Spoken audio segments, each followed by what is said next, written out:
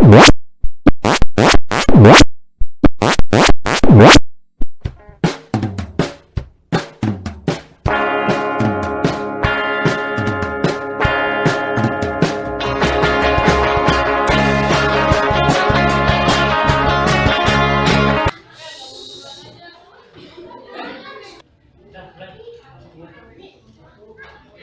go.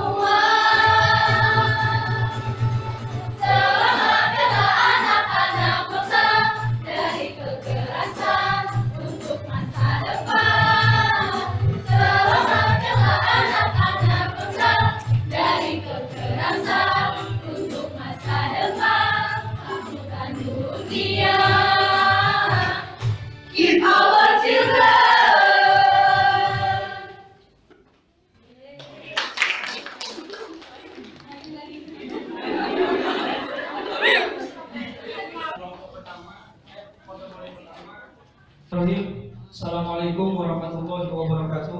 Waalaikumsalam warahmatullahi wabarakatuh. Alhamdulillahirabbil alamin wa bihi nasta'in ala umuri dunya waddin.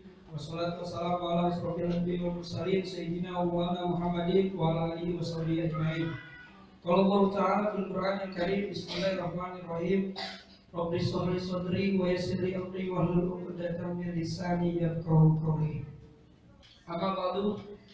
Yang pertama-tama yang kami hormati Dewan Juri, yaitu Ibu Rima Rimaksari MPD yang telah hadir di tengah-tengah kami semua. Kemudian yang kami hormati Dewan Juri yaitu Bapak Chandra juga MPD.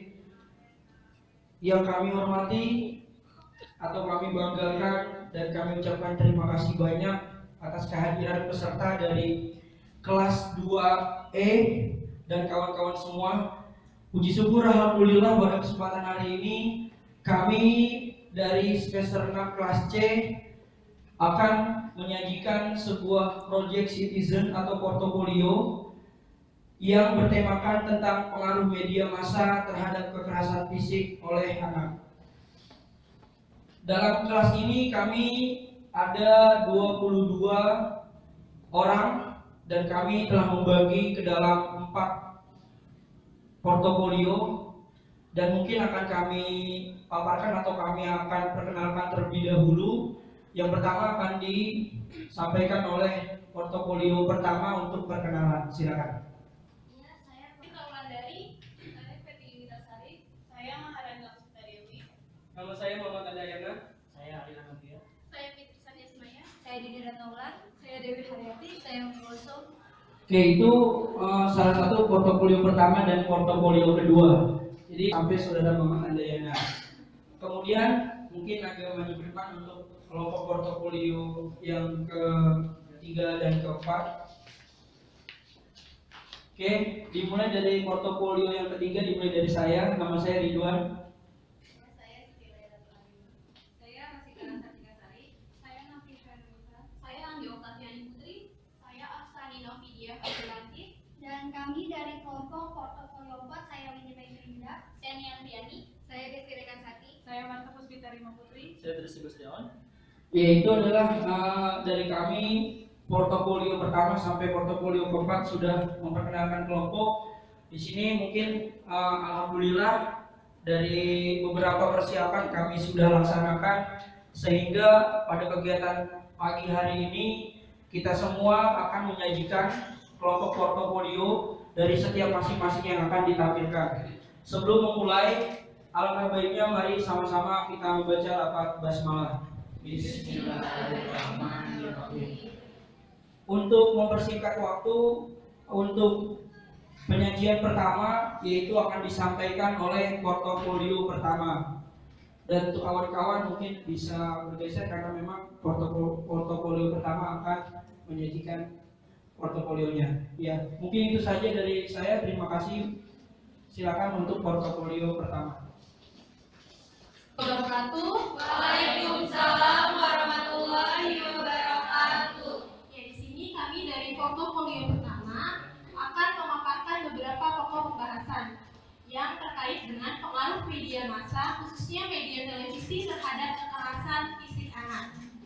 Ya, di sini diantaranya adalah masalah-masalah yang terkait dengan pengaruh media massa, khususnya media televisi tersebut terhadap kekerasan fisik. Dan ada beberapa teori yang berkaitan dengan masalah-masalah tersebut. Ya, di sini saya akan memaparkan beberapa masalah yang telah kami dapatkan. Ya, di sini yang pertama ada masalah kekerasan impulsif oleh anak. Ya, berdasarkan informasi dan yang telah kami peroleh dan data yang kami peroleh dari kompas.com, di dalamnya termuat berita tentang penusukan siswa SD oleh teman baiknya sendiri.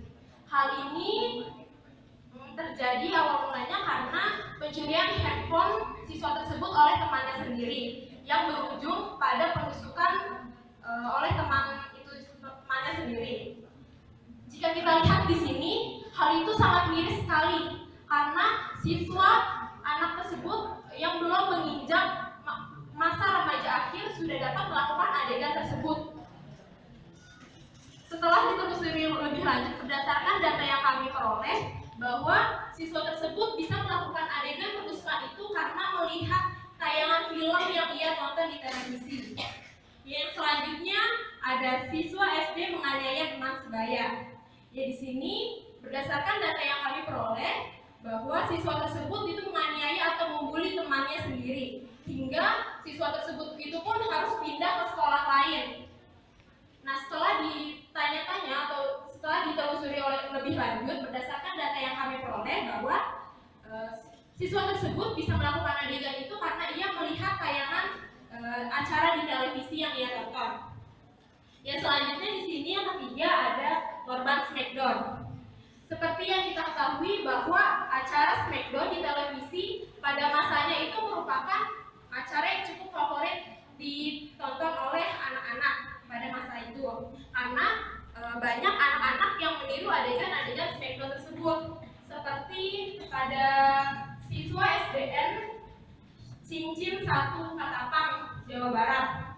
Jadi pada awal mulanya itu siswa tersebut itu hanya ingin bermain berpura-pura Smackdown tersebut, tapi pada akhirnya malah merenggut nyawa temannya sendiri, yang itu yang bernama Reza Ihsan Fadila.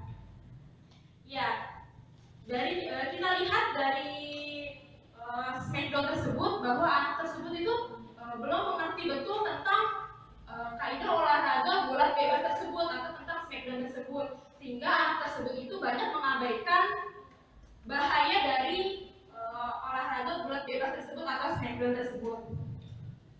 Ya, dapat kita lihat di sini ada gambar Smackdown dan di sini ada gambar teman yang menganiaya temannya sendiri. Jika kita lihat dari masalah yang sudah tadi dipaparkan, bahwa masalah tersebut itu lebih kepada kekerasan fisik. Ya, jadi menurut Jack dan Francis, istilah kekerasan fisik itu digunakan untuk menggambarkan perilaku yang disertai dengan penggunaan kekuatan kepada orang lain. Nah, yang berdampak pada adanya luka atau bahkan sampai merenggut nyawa. Dan selain itu berdampak juga pada diri korban itu adanya timbul rasa kurang percaya diri dan adanya rasa dendam terhadap si pelaku. Dan selain itu ada juga dampak bahwa korban tersebut itu akan merasa terkucilkan gitu, akan merasa menarik diri. Jadi dia tuh lebih menarik diri dari lingkungan sekitar. Itu dampak dari kekerasan fisik tersebut. Ya, selanjutnya akan dijelaskan oleh anak Adriana.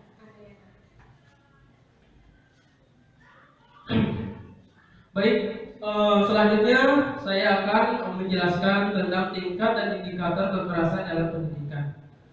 Tingkat dan indikator kekerasan dalam pendidikan terbagi ada 3 kekerasan. Yang pertama itu ada kekerasan ringan, yang kedua kekerasan sedang, dan yang ketiga kekerasan berat. Untuk contohnya, tingkat kekerasan ringan yaitu penerimaan siswa baru ya. Di sekolahan di mana-mana suka ada MOS atau ospek. Dan kedua itu ada kenaikan biaya pendidikan. Dengan adanya kenaikan biaya pendidikan suka terjadi adanya unjuk rasa atau demo.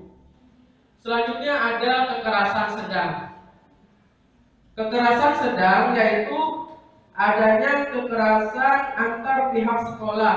Contohnya itu yaitu ada tawuran dan pemborosan. Yang kedua yaitu ada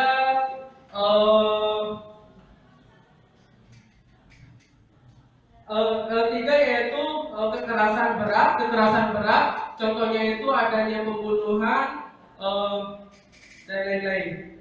Selanjutnya kita di sini melakukan wawancara.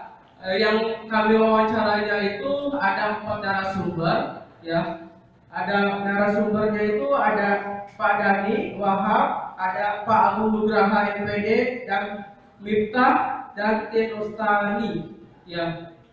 Kita bisa menyimpulkan bahwa wawancarai terkait permasalahan yang kita kaji, yaitu beliau semua menganggap masalah yang kita kaji itu harus diangkat atau harus diangkat karena masalah ini sangat penting sekali untuk masa depan generasi muda bangsa kita. Selain itu, di saat kita melakukan wawancarai di pihak sekolah, kita mendapatkan satu masalah, yaitu masalah kekerasan, ya, seperti tawuran antara siswa SD tersebut dan siswa SD lainnya. Selain itu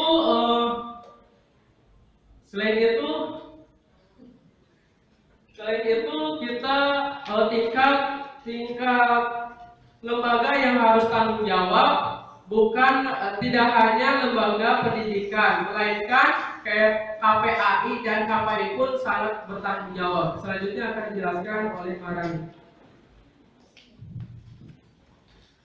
Iya, dari masalah yang telah dipaparkan tadi, terdapat beberapa teori yang terkait dengan masalah tersebut. Yang pertama ada teori perkembangan pengertian, yaitu artinya di mana seseorang mengerti akan sesuatu hal yang didapat sebelumnya ke pengalaman dan situasi yang baru. Misalnya, seorang anak menonton televisi. Apabila ia mengerti apa yang ia tonton itu hanya pura-pura, maka anak tersebut tidak akan meniru adegan yang ditayangkan di televisi tersebut. Melainkan apabila seorang anak tidak mengerti bahwa adegan yang ditayangkan di televisi merupakan adegan yang pura-pura, maka anak tersebut akan melakukan atau mencontohkan yang ditayangkan di televisi tersebut. Kemudian yang kedua, pola perkembangan pengertian itu menurut Bias itu terbagi menjadi 4 tahap.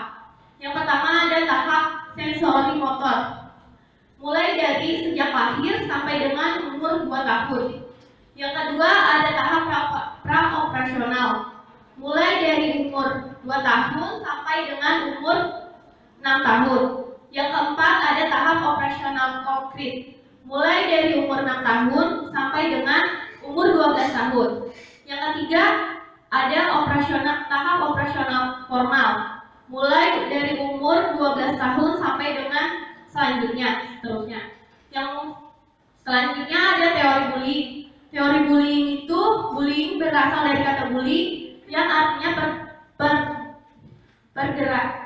pergerakan yang dilakukan oleh seseorang kepada orang yang lemah.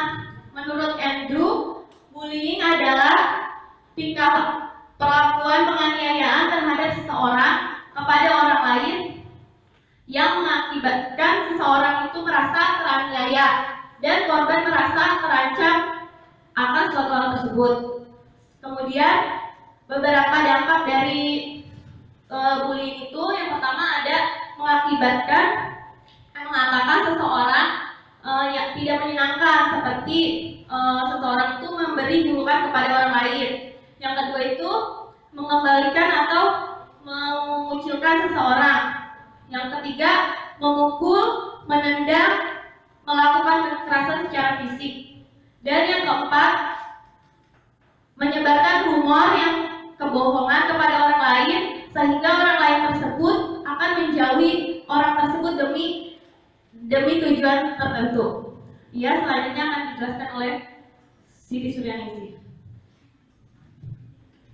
Ya, tadi kita sudah mendengar masalah yang berkaitan dengan kekerasan di sekolah dasar, dan kita juga sudah mengaitkan teori tersebut kepada masalah tersebut. Dan di sini saya akan menjelaskan tentang batasan usia. Dan di sini ada Undang-Undang Pengadilan Anak Nomor 3 Tahun 1997 mengatur mengenai batas usia minimum anak yang dapat diajukan ke sidang anak. Jadi dalam pasal 4 ayat 1, batas umur anak nakal yang dapat diajukan ke sidang anak adalah sekurang-kurangnya 8 tahun tetapi belum mencapai 18 tahun dan belum pernah kawin atau menikah. Jadi pada Undang-Undang Pengadilan Anak Nomor 3 Tahun 1997 bahwa anak yang berumur 8 tahun yang sudah dapat diajukan pada sidang anak. Jadi anak tersebut dapat diajukan pada sidang anak karena sudah melakukan kekerasan terhadap temannya. Dan di sini juga ada pasal 4 Undang-Undang Nomor 3 Tahun 1997 yang menyebutkan bahwa batas umur 8 tahun bagi anak nakal untuk dapat diajukan ke sidang anak didasarkan pada pertimbangan yang pertama itu adalah sosiologis, psikologis, dan pedagogisnya. Dan anak yang belum mencapai 8 tahun dianggap belum dapat mempertanggungjawabkannya. Jadi anak 8 tahun bisa diajukan ke sidang anak apabila anak tersebut sudah ada pertimbangannya, yaitu ada 3 tersebut, ada sosiologis, psikologis, dan pedagogisnya.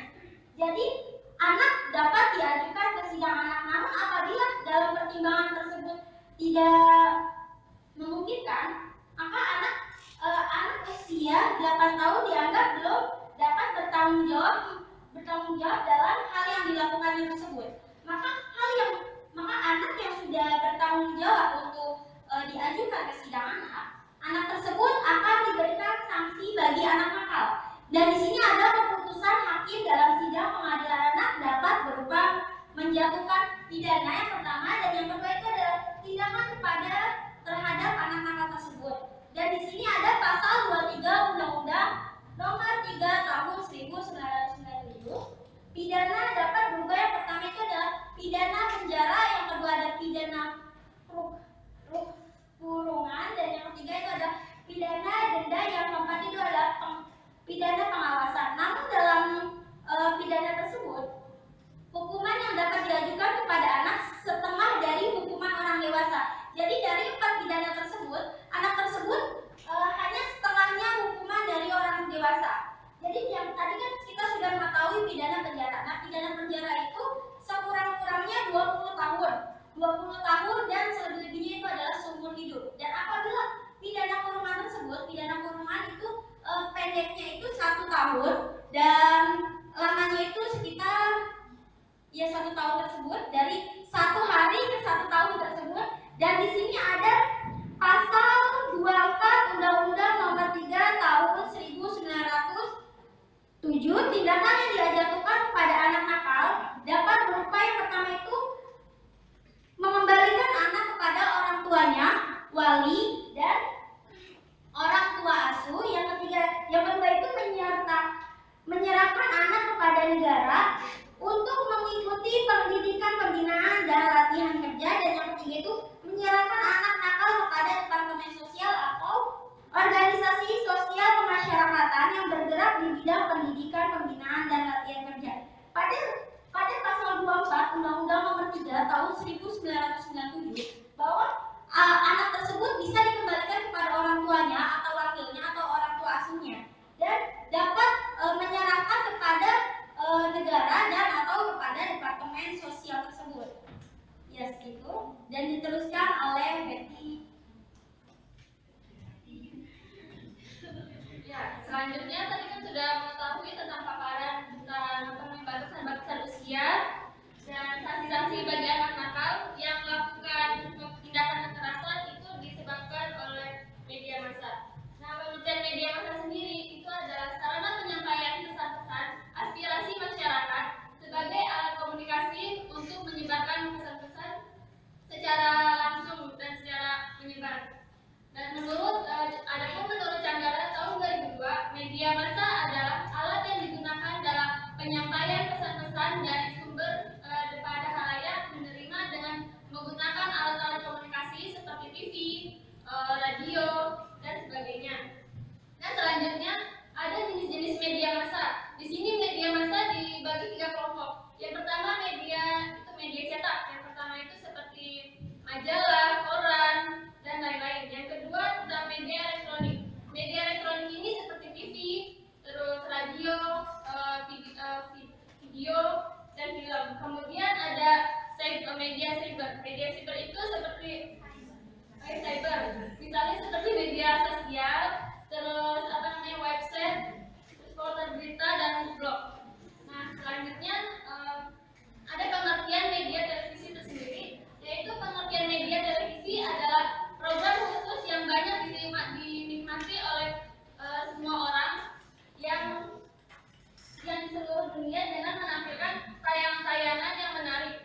Nah, dan di sini juga media televisi ini juga bisa disebut media yang paling terpopuler di Indonesia maupun di Amerika sendiri. Nah, di media televisi ini memiliki 2 dampak, yaitu dampak positif. Yang dampak positifnya itu bisa menjadi inspirasi atau menambah wawasan. Nah, sedangkan dampak negatifnya itu seperti adanya acara-acara yang kurang baik untuk ditonton, seperti adanya kekerasan, seperti sekarang adanya banyaknya sinetron-sinetron yang kurang pantas dan kurang layak untuk ditonton, karena dalam sinetron itu mengandung kekerasan dan seperti banyaknya wanita yang sebagai korban kekerasan tersebut. Dan selanjutnya akan dijelaskan oleh Sari.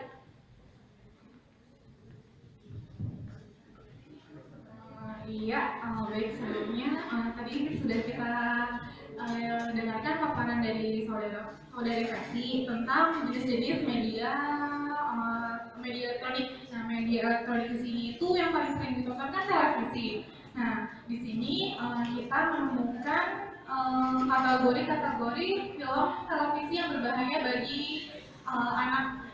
Nih, yang pertama itu ada kategori berbahaya. Kita lihat di sini ada Tom and Jerry, terus Krishna, terus Krishna juga. Nah, di sini juga ada kategori yang hati-hati, ada Crayon Shinchan, terus ada SpongeBob. Nah, terus juga selain kategori berbahaya, ternyata juga di pertelevisian Indonesia tuh ada film-film yang bagus untuk anak. Yang pertama itu ada Curious George, terus ada Adit dan Sukmajaro, ada Thomas and Friends, terus Dora the Explorer, ada Disney, terus sama Lempar si Unyil. Iya, Sekian.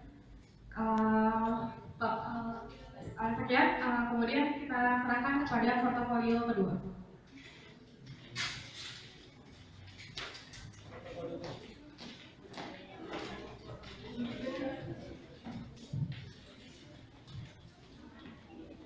Baik, kami dari portofolio kedua akan menjelaskan mengenai kelas polisi. Artinya apa?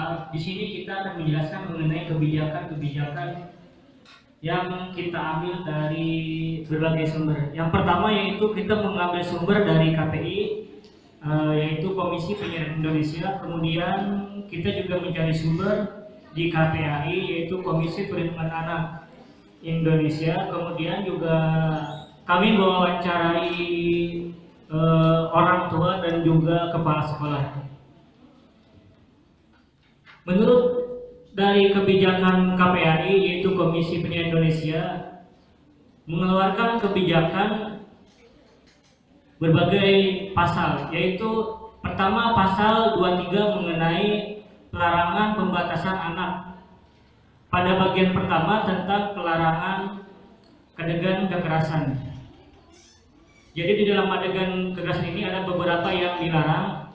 Pada poin pertama yaitu adegan kekerasan dilarang menampilkan acara yang sifatnya pengeroyokan, kemudian kekerasan, penyiksaan, perang, pengerusakan barang-barang secara kasar dan ganas, kemudian juga pembacokan, dan itu sangat dilarang apabila ada adegan kekerasan di televisi.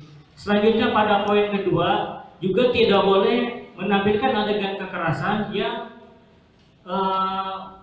menampilkan bagian-bagian tubuh manusia seperti yang terpotong-potong, kemudian mengeluarkan banyak darah dan sebagainya.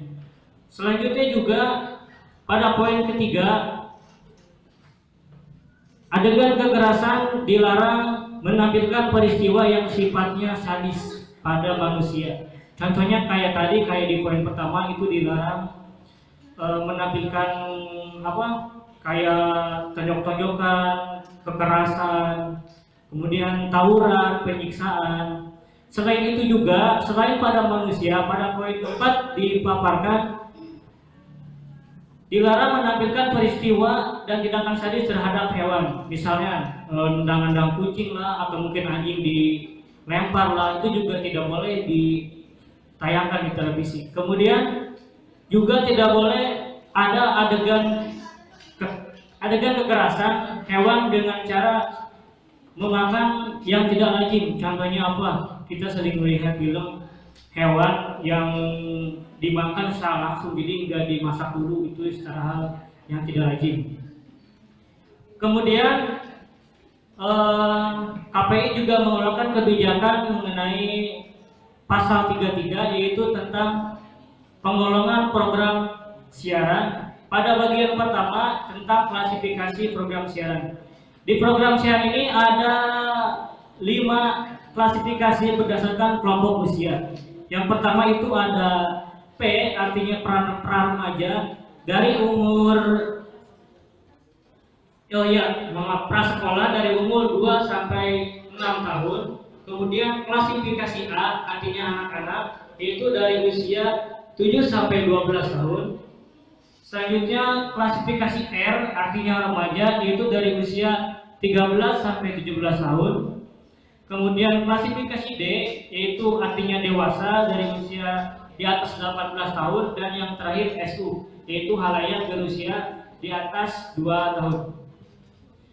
Kemudian pada klasifikasi program siaran harus dimunculkan klasifikasi huruf tersebut.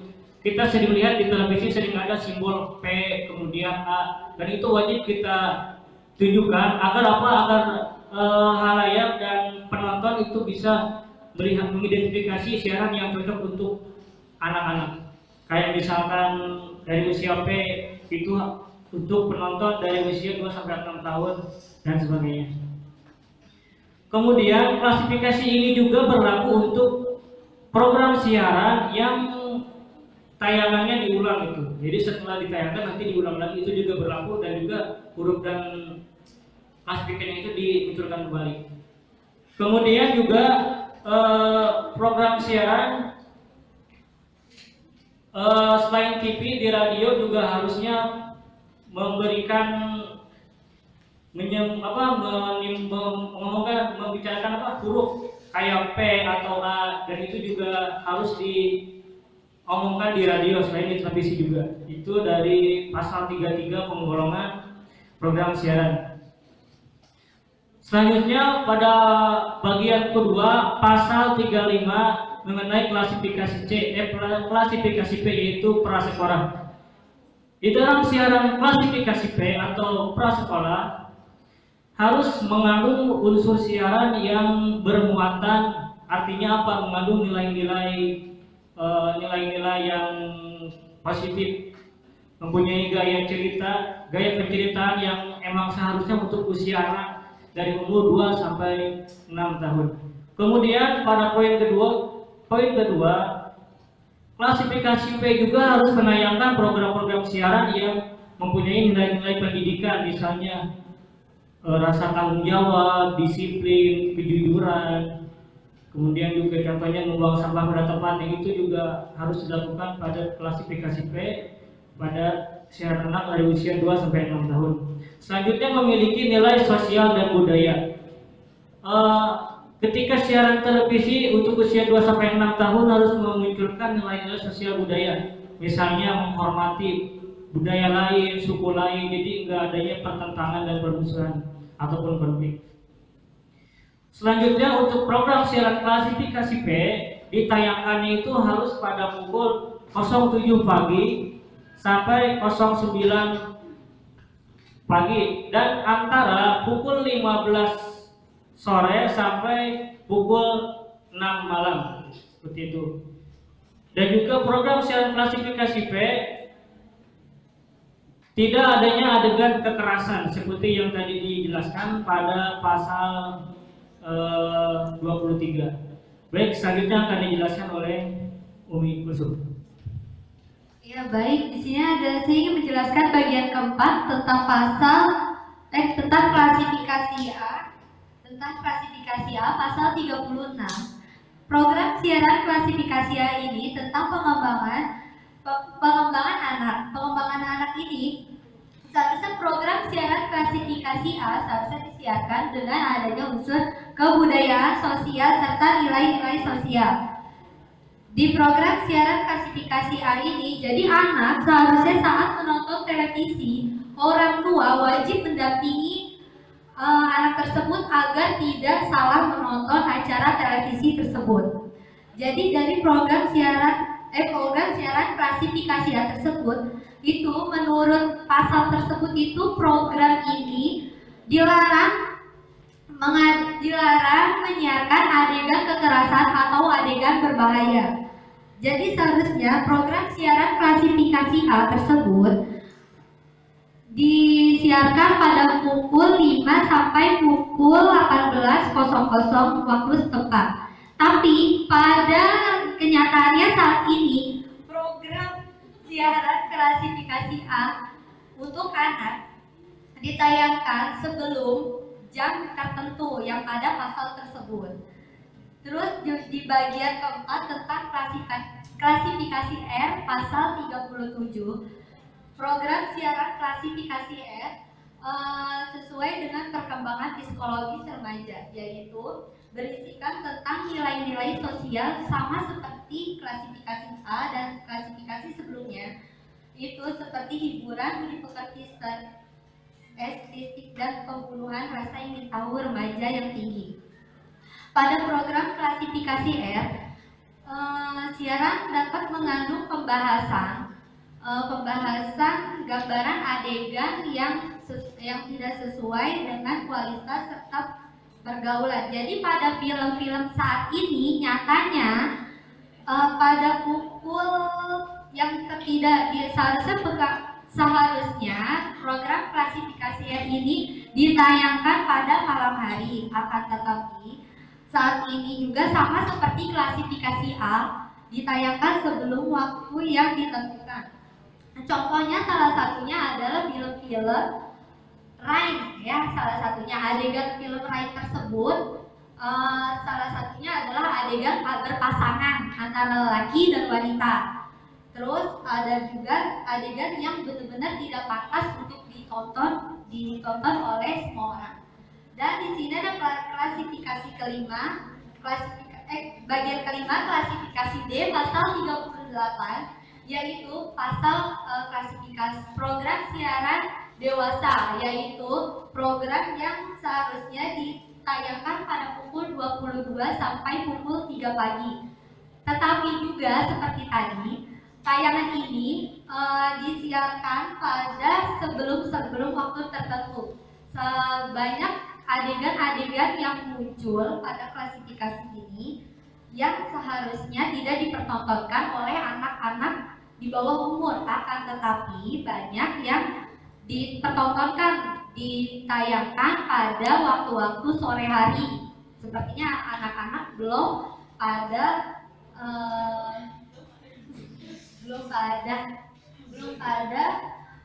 mengerti. Jadi mereka jadi mengerti. Nah, terus di sini ada bagian ke-6, ada klasifikasi semua umur pasal 39, yaitu program siaran yang berisikan muatan yang secara khusus ditujukan untuk anak dan remaja. Pada program klasifikasi ini sebelumnya telah dijelaskan oleh saudara Ali yang klasifikasi P, dan saya sendiri sebelumnya menjelaskan klasifikasi A. Jadi semuanya itu bisa mencakup. Jadi pada umur semua umur ini di atas umur 2 tahun, ya 2 tahun ke atas itu bisa menonton film tersebut. Akan tetapi untuk anak-anak tetap pada pengawasan orang tua. Terima kasih. Ya, selanjutnya kebijakan KPI tentang film. Film Satria Garuda Bima X yang tayang di stasiun TV RCTI. Tayangnya setiap hari Sabtu dan Minggu. Nah, di sini KPI menyatakan bahwa program tersebut atau tayangan tersebut menayangkan kekerasan eksplisit, yaitu adegan seorang pria membengkokkan besi dengan kepala dan memecahkan atau mematahkan batu dengan tangan ataupun kepalanya. Nah, di sini anak akan meniru apa yang mereka lihat, karena anak pasti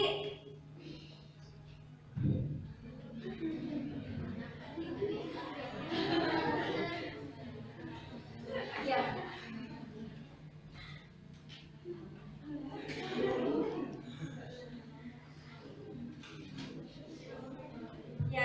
Jadi biasanya untuk tayangan-tayangan tersebut secara live kan pasti ada himbauan dulu, jangan meniru adegan seperti ini, atau biasanya dilakukan oleh yang profesional atau yang sudah ahli. Dan KPI memutuskan bahwa program tersebut telah melanggar pedoman perilaku penyiaran tentang perlindungan kepada anak pasal 14 yang berisi lembaga penyiaran wajib memberikan perlindungan dan pemberdayaan kepada anak dengan menyiarkan program siaran pada waktu yang tepat sesuai dengan usia mereka. Karena untuk anak usia 7 sampai 12 tahun biasanya mereka kayak mengidolakan melihat misalnya kayak film Bobo ikan. Nah, di situ pasti kan anak suka karena oh ya ini begini, terus mereka mencontohkan gitu kan dengan teman-temannya. Nah, terus juga penggolongan program siaran pada pasal 21 ayat 1 yang berisi lembaga penyiaran wajib tunduk kepada ketentuan penggolongan program siaran berdasarkan usia. Nah, terus kebijakan KPI tentang penggolongan program siaran klasifikasi A. Untuk klasifikasi A itu pasal 36 ayat 4 bahwa pelarangan yang ditentukan itu adalah adanya adegan kekerasan ataupun adegan berbahaya yang mendorong anak untuk melakukan perilaku atau hal yang kurang baik dan mereka membenarkan hal tersebut. Jadi untuk dalam kehidupan sehari-hari mereka merasa bahwa itu hal biasa untuk dilakukan gitu kan, sedangkan itu belum nggak boleh kan, belum boleh. Nah terus untuk waktu-waktunya juga sudah ditentukan, dan orang tua biasanya sudah harus bisa memilih atau tayangan mana yang baik untuk anak, ya kan. Nah terus juga untuk channel-channel tertentu orang tua bisa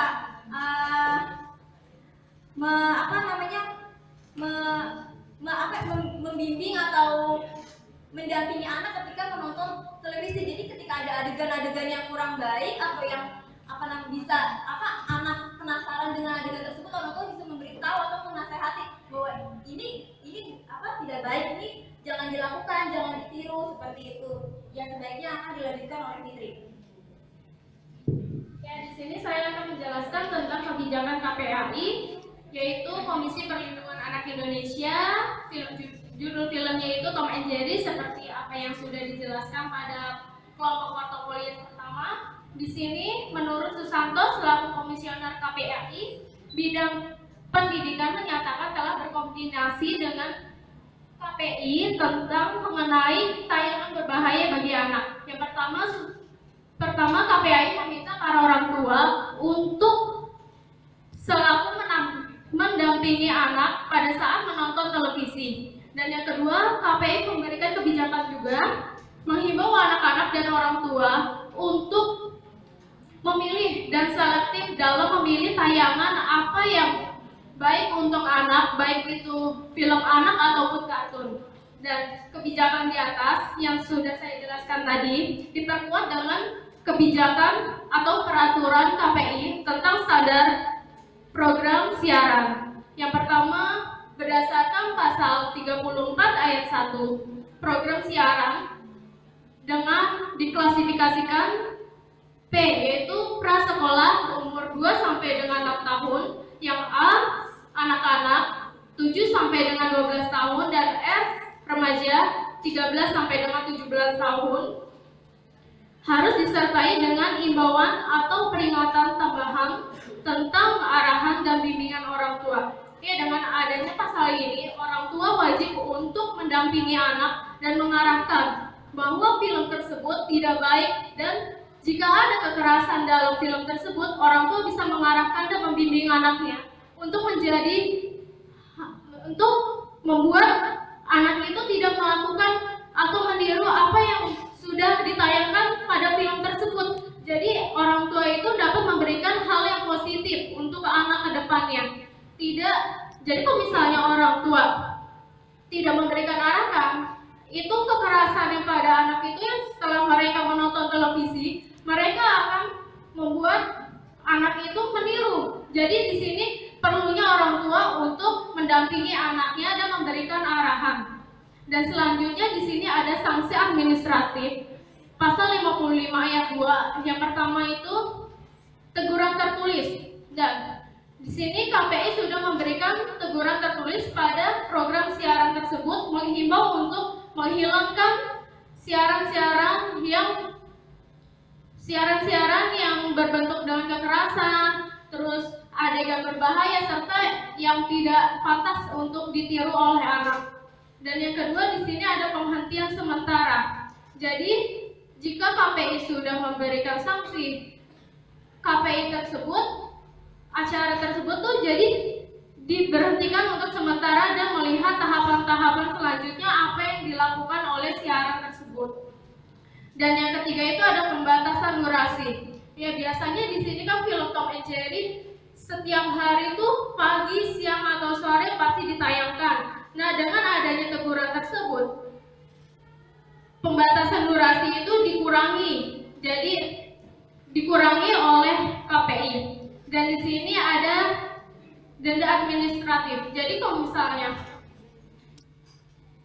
apa yang sudah KPI berikan, jadi siaran tersebut diberikan sanksi administratif sesuai dengan apa yang mereka langgar. Dan kemudian di sini ada program siaran bermuatan kekerasan, terdapat pasal 17 yaitu lembaga penyiaran wajib tunduk pada ketentuan pelanggaran dan pembatasan program siaran bermuatan kekerasan. Dan di sini banyak stasiun televisi yang hanya mementingkan rating saja, tidak memperdulikan edukasi dan nilai-nilai yang baik untuk anak. Diharapkan dalam pasal ini, siaran-siaran atau stasiun televisi mementingkan keperluan anak untuk memberikan edukasi dan nilai-nilai hal yang positif dan mengurangi adegan-adegan atau film yang berbau dengan kekerasan. Ya, selanjutnya akan dijelaskan oleh Dewi. Ya baik, selanjutnya ada kebijakan kepala sekolah. Yang pertama ada memberi perintah atau instruksi dan rapat dengan dewan guru. Ya, jadi kepala sekolah itu memberikan rapat dengan dewan guru agar membicarakan tentang hal-hal yang mengenai tentang kekerasan. Ya, jadi kepala sekolah dalam rapat tersebut, kepala sekolah tidak hanya membicarakan tentang di sekolah saja, tetapi kepala sekolah memberikan instruksi kepada gurunya agar guru tersebut memberi peringatan kepada siswanya agar tidak menonton TV dalam adegan kekerasan. Ya, di sini ada kelebihan dari kebijakan kepala sekolah.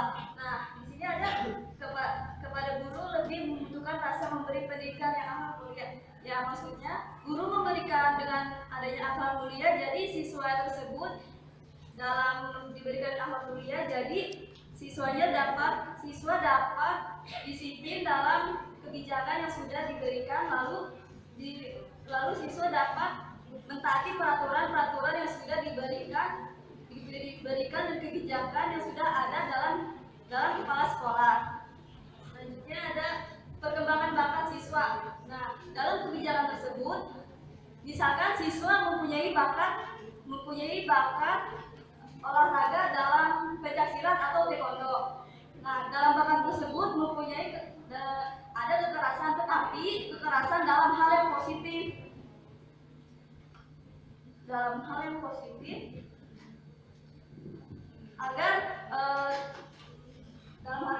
Agar siswa tersebut tidak menirukan adegan yang ada di televisi.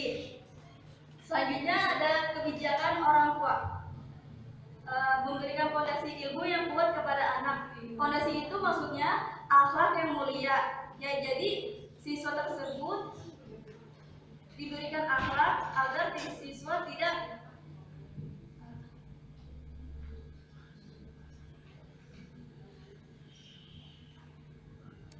dari yang sudah diberikan gurunya.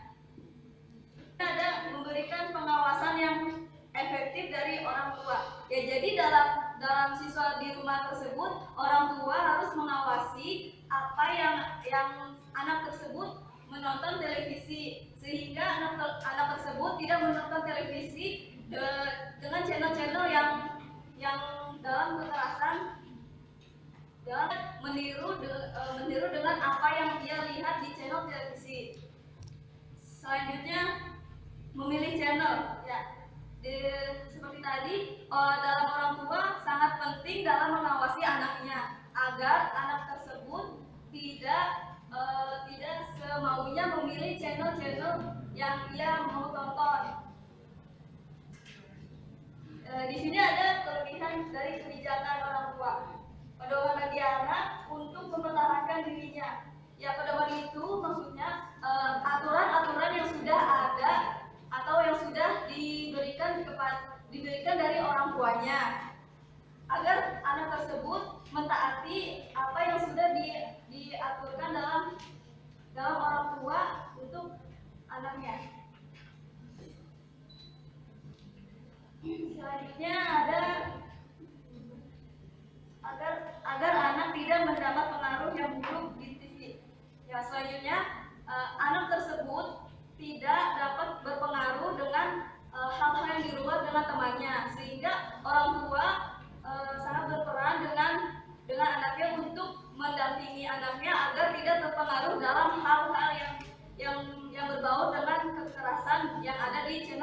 televisi. Ya, selanjutnya ada kelemahan. Kalaupun sesaat anak merasa terkekang. Nah, maksudnya kebijakan yang sudah dibuat oleh orang tuanya, maka kan anak tersebut mempunyai rasa tertekan dengan peraturan-peraturan yang sudah dibuat oleh orang tuanya. Maka dirinya itu merasa terkekang dengan peraturan yang sudah dibuat orang tuanya. Ya, ya. Kami persilakan untuk portofolio ketiga.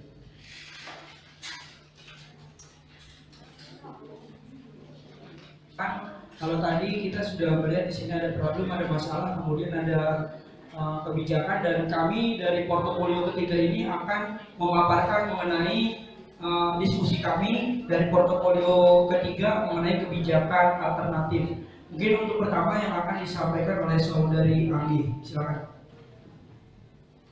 Ya, baik. Yang pertama saya akan membahas tentang KPAI bersama KPI mengupayakan penyediaan stasiun televisi atau tayangan televisi untuk menarik dan bersifat edukatif. Sebenarnya tayangan kita tuh sebenarnya udah banyak yang edukatif, tetapi kurang menarik untuk anak-anak. Dan tayangan yang menarik tetapi kurang edukatif juga mendominasi banget sama siaran-siaran yang ada di TV kita. Kita nggak usah sebutin contohnya apa, tapi yang sering kita lihat itu kayak sekarang manusia jadi hewan dan hewan menjadi manusia. Bener gak? Bener kan? Kebijakan alternatif yang pertama itu dari KPI dan KPAI seharusnya lebih selektif dalam memilih tayangan-tayangan yang bersifat edukatif untuk ditayangkan oleh anak-anak.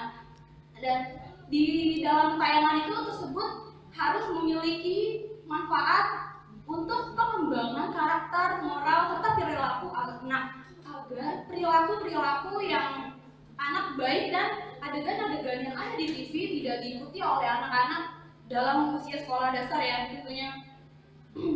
Dan kekerasan terhadap anak itu berkurang seiring berkurangnya juga adegan-adegan kekerasan yang sering kita lihat di TV.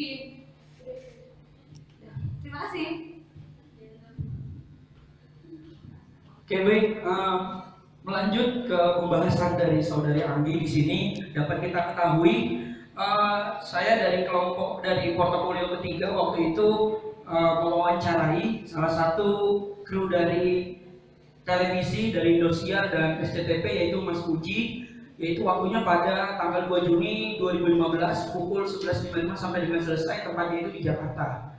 Pada saat itu dari Mas Puji ketika kita mewawancarai untuk kebijakan alternatif ini, memang beliau itu menyatakan bahwa kami di sini hanya sebagai penyiar gitu. Kami di sini hanya memberikan komunikasi kepada pihak masyarakat terkait hal itu. Adapun yang tadi sudah dijelaskan oleh portofolio kedua mengenai KPI. KPI itu adalah Komisi Penyiaran Indonesia. Jadi pada dasarnya ketika misalnya KPI mempunyai atau memberikan suatu undang-undang, di situ penyiar harus mengikuti kegiatan itu. Dan adapun dari kegiatan itu, setelah kami mewawancarai Mas Puji, bahwa ada beberapa televisi yang memang banyak tidak mendukung, artinya ini berdampak kepada kekerasan fisik yang kita wawancarai.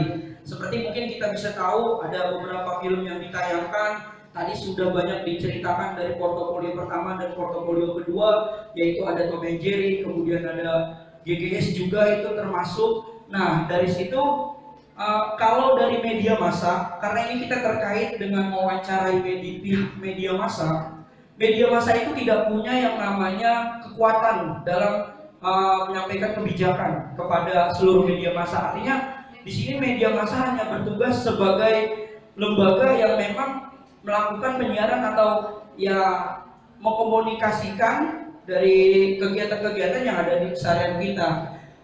Dari sini kita tahu bahwa KPI lah yang sebagai salah satu tombak atau fondasi untuk penyiaran ini seperti apa, khususnya di Indonesia.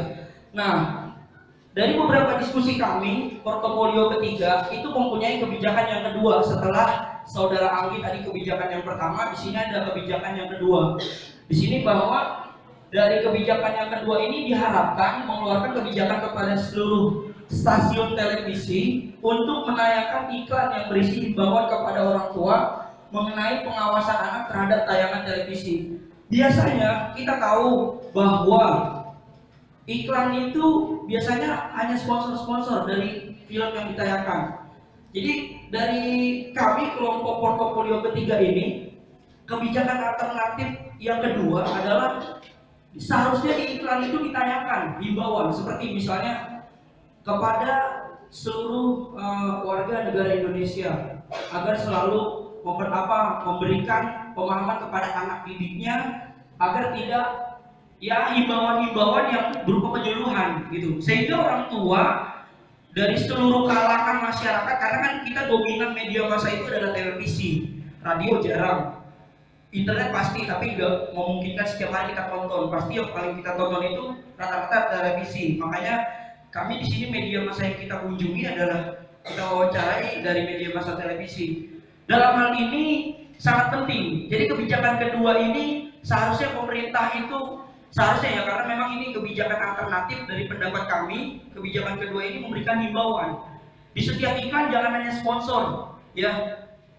Kalau kita lihat sponsor terus himbauan untuk pendidikan di Indonesia ini kan tentunya yang dibangun adalah pendidikan duluan ya, atau pendidikan yang pertama yang harus digarisbawahi. Kalau pendidikan itu artinya tidak dibangkitkan gitu, terlalu menurun, ya semua aspek bakalan hancur gitu. Karena berawal dari pendidikan. Seseorang itu akan tumbuh kalau pendidikannya itu benar, lancar, baik mulai dari etika, kemudian dia pola hidup kayak gimana mengenai sosialisasi dalam kehidupan itu adalah pendidikan. Dalam hal ini terkait televisi itu penting karena mayoritas dari kita kalangan rendah sampai atas itu pasti kalau kita istirahat pasti menonton televisi. Jadi kebijakan yang kedua ini adalah himbauan iklan. Jadi pemerintah bekerja sama, KPI bekerja sama dengan KPAI bekerja sama dengan KPI, itu harus ada iklan himbauan terhadap anak gitu. Karena yang kita tahu sekarang itu sudah dulu ada ya dari HAM itu penyiaran terhadap iklan untuk himbauan kepada anak agar seperti apa. Sekarang itu udah ditayangin lagi. Sekarang banyak hal-hal yang tidak ditayangkan karena nggak ada kerjasamanya antara pemerintah dengan pihak televisi yang lebih dominan gitu. Kita sebagai generasi muda di sini mungkin punya gagasan seperti itu. Mungkin itu yang mungkin saya bisa sampaikan. Kemudian selanjutnya akan disampaikan oleh Novi Marinisa. Ya, selanjutnya kebijakan alternatif yang ketiga. Kami membuat program tayangan yang bertanda merah dihapuskan atau ditiadakan dan menetapkan satu tanggal untuk satu hari tanpa televisi. Kebijakan ini kami buat berdasarkan data dan masalah-masalah yang kami kaji. Pertama dari Kidia bulan Mei 2008 mengatakan bahwa dari sekian banyak program televisi untuk anak-anak hanya 15% yang aman untuk ditonton. Selebihnya itu ragu-ragu dan berbahaya. Program tayangan anak-anak yang bertanda merah itu butuh perhatian khusus dari orang tua atau bahaya untuk ditonton oleh anak-anak. Karena dalam program tayangan bertanda merah itu banyak unsur-unsur kekerasan, mistis, kemudian seks dan pelecehan. Berdasarkan data KPI bulan Maret 2009 menyebutkan ada 9 tayangan yang masuk dalam kategori tanda merah dan ada 4 kategori. Kategori pertama itu tentang kekerasan. Kategori kekerasan ada pada pasal 63C dan 63D yang isinya itu kekerasan yang dapat ditiru baik verbal dan non verbal dan menanyakan perilaku yang berbahaya yang sekiranya dapat dicontoh oleh anak-anak. Kemudian kategori kedua yaitu mengandung unsur mistik, di mana tayangan-tayangan itu lebih dominan seperti tayangan televisi seperti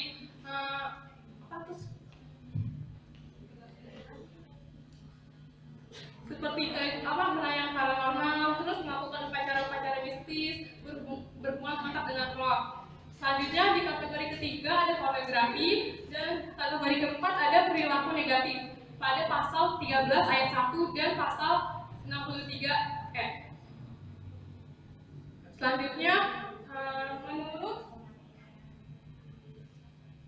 Menurut AGB Nelson 2008, data yang diperoleh penelitiannya, penonton televisi berdasarkan umur 5-15 tahun itu mendapat porsi yang cukup besar, yaitu 30%. Dan untuk penelitian di ASEAN, penonton anak-anak Indonesia itu mendapat urutan teratas dalam nonton TV, yaitu 5 jam atau lebih, sedangkan negara ASEAN lainnya 2-3 jam. Kemudian ada data dari KPAI Maret 2009 mengatakan bahwa anak-anak Indonesia menonton per minggunya itu 30-35 jam atau setahunnya 1.560 jam sampai 1.820 jam. Sedangkan waktu untuk mereka belajar kurang dari 1.000 jam. Dan juga ada data dari KPI daerah Jabar yang mengatakan bahwa rata-rata penonton nonton TV itu 61,8% itu 2-3 jam dan 26,6% itu di atas 3 jam. Dan selanjutnya kebijakannya akan dibacakan oleh Ahsan.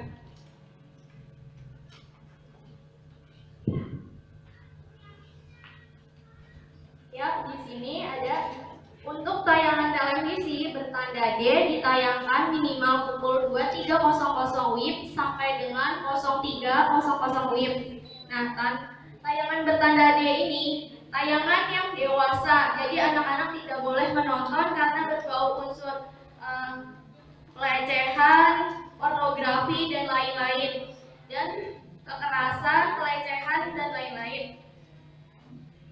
Anak-anak sebaiknya menonton tayangan yang berlambangkan atau berkode A atau SU, karena SU itu tayangan televisi untuk semua umur. Jadi bisa ditonton untuk anak-anak, remaja, bahkan dewasa.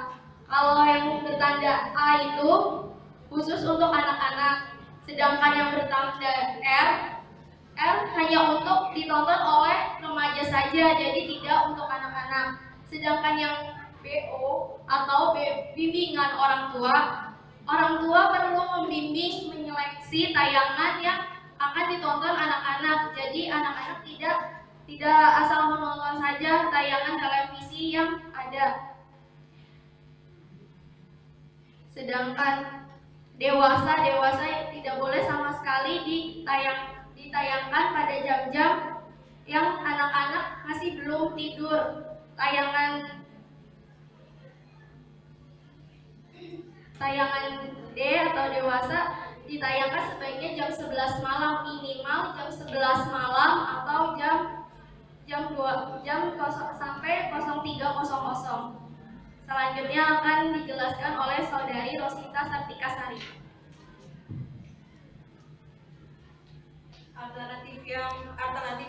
Alternatif kebijakan yang kelima adalah sekolah bersama orang tua dan pihak kepolisian bekerjasama untuk menyelenggarakan kegiatan-kegiatan yang berkaitan dengan pencegahan kekerasan fisik yang diakibatkan oleh media massa, terutama televisi. Jadi kegiatannya itu berupa pihak kepolisian mengadakan sosialisasi di tiap-tiap sekolah yang dihadirkan oleh orang tua siswa. Dan pelanggaran yang menjadi fokus utama untuk dipidanakan oleh pihak kepolisian adalah materi-materi siaran yang bermuatan cabul dan memunculkan banyak kekerasan. Jadi kebijakan yang kelima ini bertujuan untuk mencegah kekerasan pada anak yang diakibatkan oleh media massa, terutama televisi. Dan kebijakan alternatif selanjutnya akan dijelaskan oleh Aini. Baik, kebijakan selanjutnya atau di sini merupakan kebijakan terakhir dari portofolio 3, yaitu bunyinya lembaga pendidikan atau sekolah mengoptimalkan penerapan pendidikan karakter dan peace education sebagai upaya membentuk siswa yang berkarakter dan berakhlak mulia. Nah, pertama kita lihat dulu mengapa pendidikan karakter ini harus dioptimalkan dan kenapa harus tetap dilaksanakan dalam dunia pendidikan. Nah, menurut dari sisi psikologisnya, menurut Harvey Hurst, ya, bahwa salah satu tujuan dari salah satu proses perkembangan anak yaitu pada anak usia kanak-kanak akhir atau sekitar umur 6 sampai 12 tahun, terutama umur anak SD, bahwa perkembangannya ini mengembangkan pengertian yang diperlukan untuk kehidupan sehari-hari dan mengembangkan hati nurani, pengertian norma, tata, dan tingkatan nilai. Nah, menurut dari teori tersebut, kami rasa pendidikan karakter ini dirasa cukup penting, ya, karena pendidikan karakter juga merupakan salah satu dari amanat pendidikan, tujuan dari Undang-Undang Pendidikan yang terkandung dalam pasal 1 Undang-Undang Sistem Pendidikan Nasional yang menyatakan bahwa intinya adalah bahwa pendidikan itu bukan hanya tentang bagaimana kita mencerdaskan kehidupan bangsa, tapi bagaimana pendidikan juga dapat membentuk karakter dan moral yang baik pada anak. Ya. Selanjutnya ada yang kedua itu bahwa pendidikan karakter ini bukan menjadi tugas dari hanya sekolah saja. Bukan menjadi tugas sekolah atau menjadi tugas dinas pendidikan ataupun hanya sebagai tugas orang tua. Tapi pendidikan karakter ini harus diterapkan bersama, harus ada kerjasama antara pendidikan atau orang tua bahkan pihak sekolah yang terkait dengan perkembangan anak itu. Selanjutnya peace education. Peace education ini memang harus lebih digali lebih dalam lagi tentang apa dan bagaimana. Namun pada intinya bahwa peace education di sini adalah bagaimana membentuk anak itu menanamkan nilai-nilai bahwa konflik-konflik yang dihadapi itu tidak harus diselesaikan dengan cara kekerasan. Ya. Ini juga diperkuat dengan data dari wawancara hasil dengan Bu Yudi, ya, yang memberikan tanggapannya bahwa dari lagi-lagi dari aspek psikologis, anak-anak pada masa usia 6 sampai 12 tahun itu perlu diadakannya pembentukan karakter dan peace education ini karena dari sisi perkembangan anak usia 6 sampai 12 tahun itu pengertian perkembangannya belum lengkap, Mas. Maka harus ada pengawasan dan penerapan dalam bentuk pendidikan karakter dan peace education. Nah, tentunya dari berbagai alternatif kebijakan yang telah kami sajikan tadi, tentu dari alternatif yang telah ada, yang telah ditetapkan ini masih perlu diadakannya sosialisasi. Mungkin diantara bahkan kami semua atau kalian ya masih belum banyak yang tahu tentang aturan-aturan yang berhubungan dengan materi yang kami bawakan pada hari ini. Jadi butuhnya sosialisasi yang lebih untuk menerapkan kepada masyarakat tentang perlunya hal ini dikaji. Terima kasih.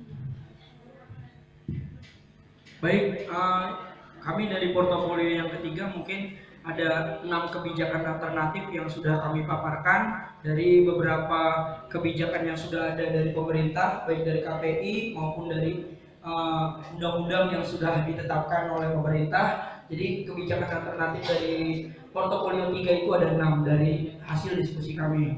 Mungkin itu saja dari portofolio ketiga, selanjutnya akan dibahas oleh portofolio yang keempat.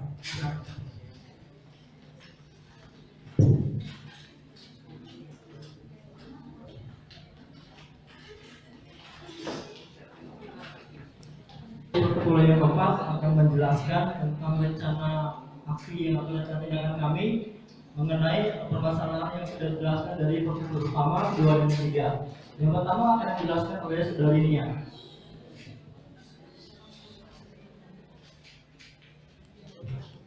Rencana tindakan yang pertama ialah memberikan sosialisasi kepada sekolah untuk mewajibkan kegiatan ekstrakurikuler kepada setiap siswanya agar waktu kosong setiap siswa itu dapat digunakan dalam kegiatan yang lebih positif, yaitu dengan mengikuti kegiatan ekstrakurikuler. Ekstrakurikuler yang ada di sekolah, khususnya sekolah dasar ya, seperti adanya ekstrakurikuler pramuka, ada marching band, ada sepak bola juga. Dan juga dianjurkan bagi pihak sekolah untuk membuat peraturan membawa alat komunikasi atau gadget ke sekolah. Selain untuk keperluan komunikasi kepada orang tuanya. Dari rencana tindakan tersebut ada langkah-langkahnya. Yang pertama ialah membangun komunikasi yang baik antara dinas pendidikan, sekolah, dan orang tua siswa mengenai peluncuran program pendidikan, yaitu seperti yang tadi ekstrakurikuler tersebut, maupun pihak swasta yang peduli akan pendidikan. Dan langkah-langkah yang keduanya itu membentuk pelaksanaan tugas setiap sekolah untuk dapat mengarahkan siswanya ke dalam kegiatan ekstrakurikuler sesuai dengan hobi dan kegemarannya siswa masing-masing. Yang akan dilanjutkan oleh Desti Rekansati.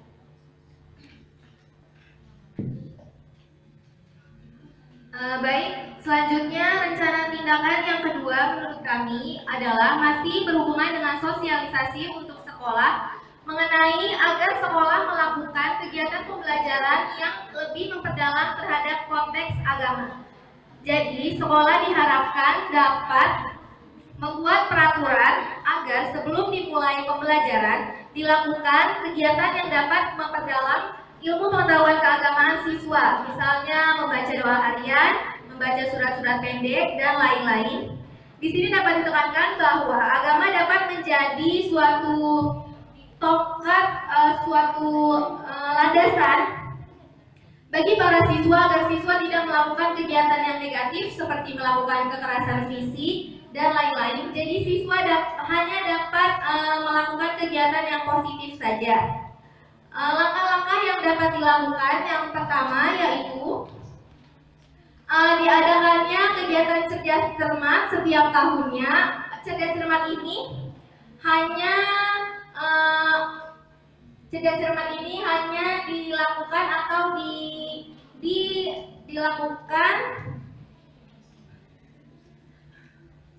Ya, cerdas cermat ini berbasis konteks agama. Cerdas cermat ini dapat melatih atau memotivasi siswa untuk dapat memperdalam ilmu pengetahuan agamanya. Seperti itu. Lalu langkah yang ketiga yaitu membuat budaya malu jika siswa tidak bisa atau tidak paham akan ilmu agamanya. Misalnya jika siswa tidak dapat mengaji, maka dia akan merasa malu kepada teman-teman yang bisa mengaji. Hal tersebut dapat dijadikan suatu patokan bagi siswa tersebut untuk terus memperdalam ilmu agamanya. Baik, terima kasih. Selanjutnya akan dilanjutkan oleh Windy Maitri.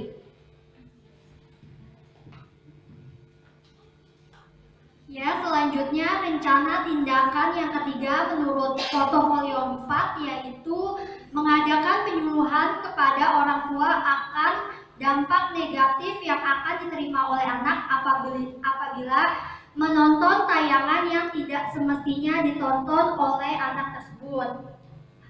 Orang tua sebaiknya mengawasi anaknya saat menonton televisi di rumah.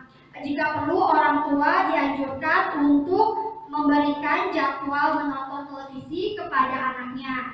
Langkah-langkah dari tindakan tersebut yang pertama harus membangun hubungan yang harmonis antara orang tua dan siswa. Yang kedua yaitu membuat kesepakatan bersama antara orang tua dan siswa mengenai jadwal menonton televisi. Yang ketiga yaitu mengawasi tayangan-tayangan apa saja yang dilihat oleh anaknya. Jadi setelah langkah yang kedua kan membuat jadwal. Orang tua tidak lepas begitu saja tanggung jawabnya, tetapi tetap harus mengawasi anaknya saat melihat tayangan-tayangan pada jam-jam tersebut. Terus yang terakhir itu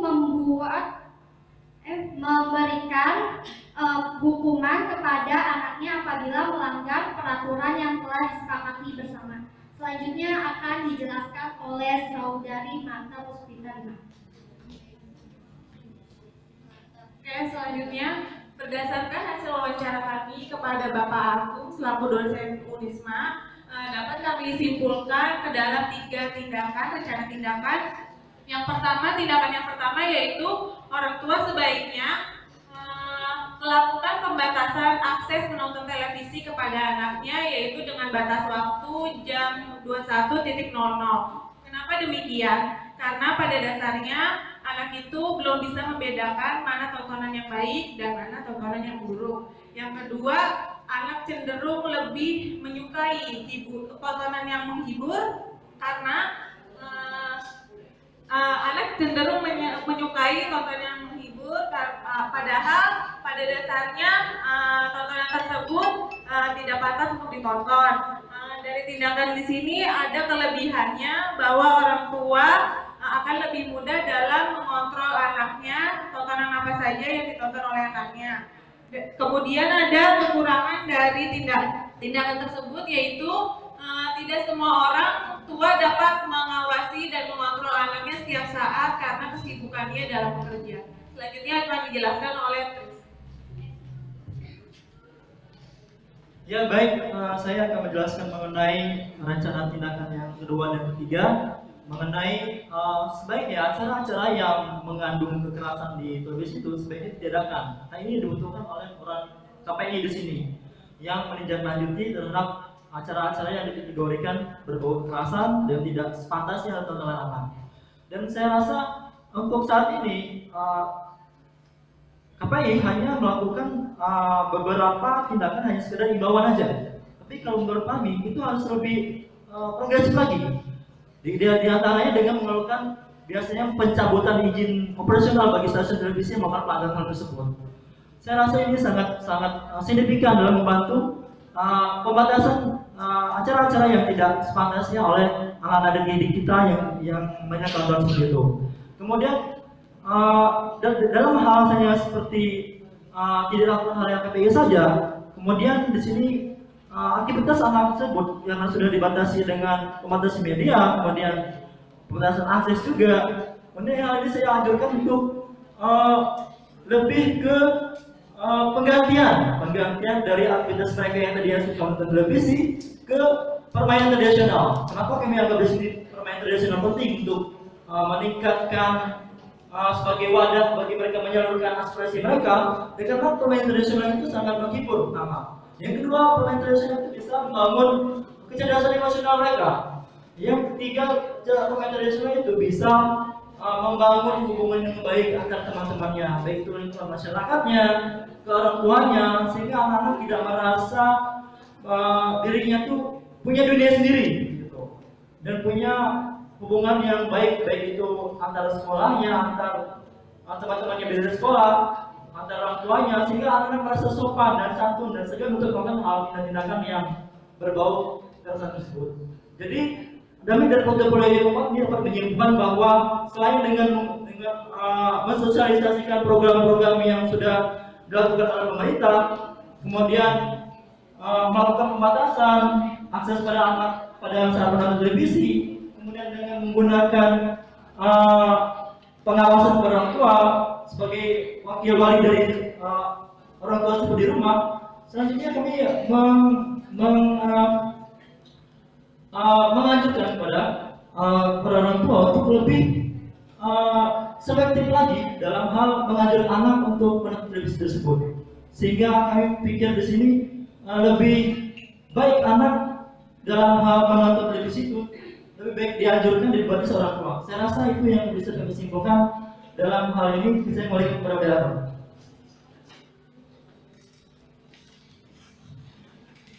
Oke, saya ucapkan terima kasih kepada portofolio pertama, portofolio kedua, portofolio ketiga, dan yang terakhir tadi sudah disampaikan portofolio keempat. Untuk penyajian berikutnya mungkin kita di sini akan membuka seksi pertanyaan yang akan kami mungkin dari Dewan Juri yang ingin bertanya, silakan dari Bu Rima.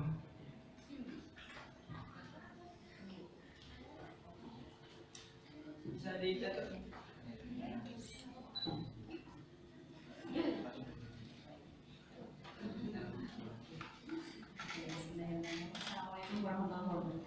Waalaikumsalam warahmatullahi wabarakatuh. Terima kasih atas presentasinya. Saya di sini sebagai juri.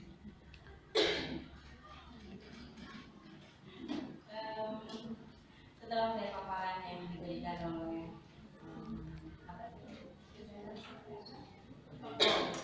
portofolio dari problem atau dari masalah yang disampaikan.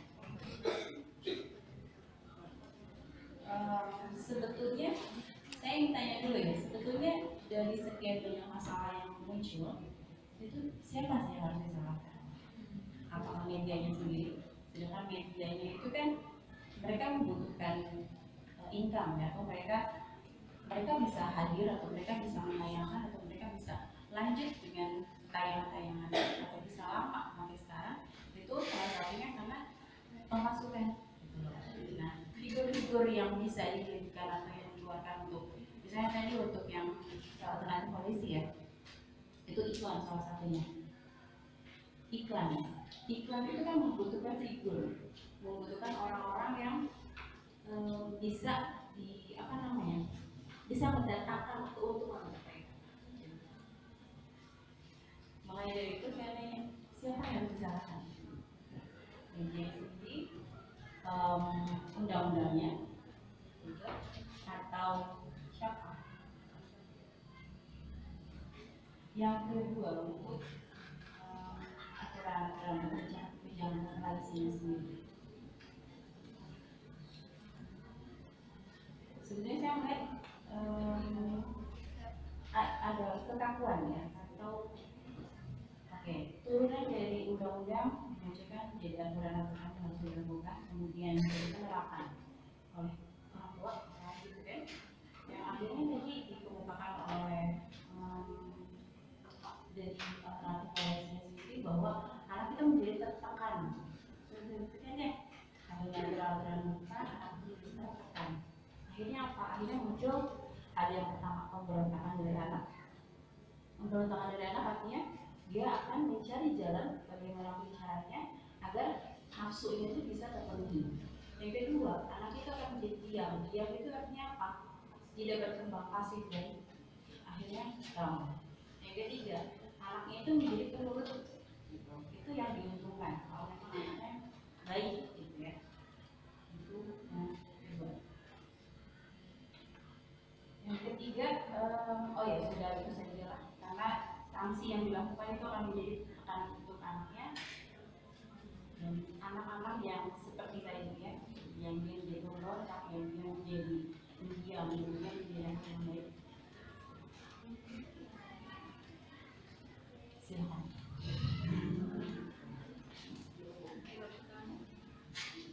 Saya ucapkan terima kasih banyak atas pertanyaan yang disampaikan oleh Dewan Juri dari Ibu Rima. Dari beberapa pertanyaan saya akan bacakan ulang agar lebih jelas. Di sini pertanyaan dari Dewan Juri yaitu dari masalah yang muncul siapakah yang disalahkan? Contohnya iklan atau yang butuh figurnya seperti apa? Seperti itu, Bu. Iya.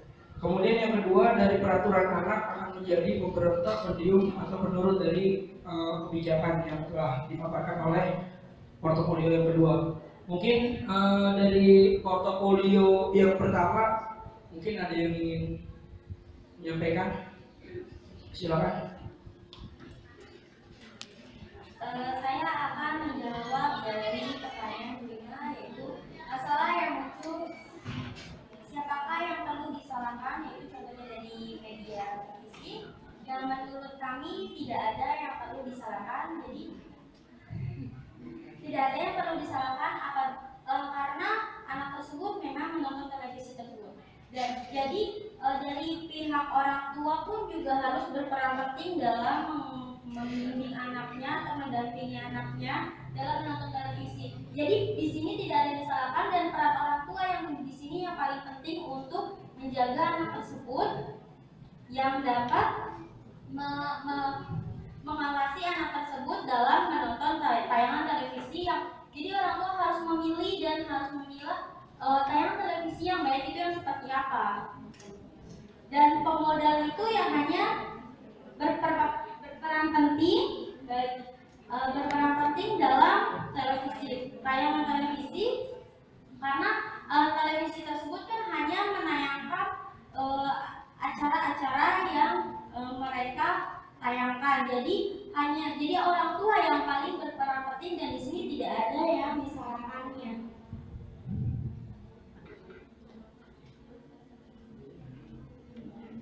Mungkin pertama di sini ada tambahan dari saudara. Regulasi yang jelas yang dilakukan oleh KPI. KPI hanya bisa mengimbau, apakah bisa melaksanakan aturan yang sudah dilaksanakan. Mereka malah yang ada di saat ini hanya sudah bisa mengabaikan dari imbauan tersebut, sehingga tidak ada pelaksana tugas yang jelas di sini. Sehingga dibutuhkan suatu aturan regulasi yang jelas. Jika KPI sudah langsung menjatuhkan atau menghimbau bahwa acara ini disebut tidak layak untuk ditonton oleh anak-anak, maka harus ada suatu lembaga pelaksana tugas yang konteksnya langsung ke stasiun televisi tersebut untuk menekan mereka supaya tonton-tonton tersebut ditiadakan di acara stasiun televisi mereka, sehingga pada anak berarti anak-anak tidak bisa menonton acara-acara yang sifatnya bisa merusak diri mereka sendiri, kemudian dapat lebih menonton atau acara-acara televisi yang hanya dapat membangun karakter, yang dapat contoh-contoh tindak-tindakan yang baik bagi mereka dan pantas untuk mereka tonton. Harus begitu. Oke, itu mungkin salah satu pemaparan mengenai pertanyaan dari juri. Dan intinya sih sebetulnya kita telah mengetahui banyak hal di sini. Jadi semuanya baik stakeholder, kemudian pemerintah terkait, kemudian kita sebagai calon guru pun seharusnya di sini yang menjadi peran penting agar kedepannya kita tidak ada dampak yang seperti ini, yaitu adanya kekerasan fisik akibat dari pengaruh media massa tersebut. Jadi seperti itu mungkin. Untuk pertanyaan yang kedua yaitu tentang kebijakan yang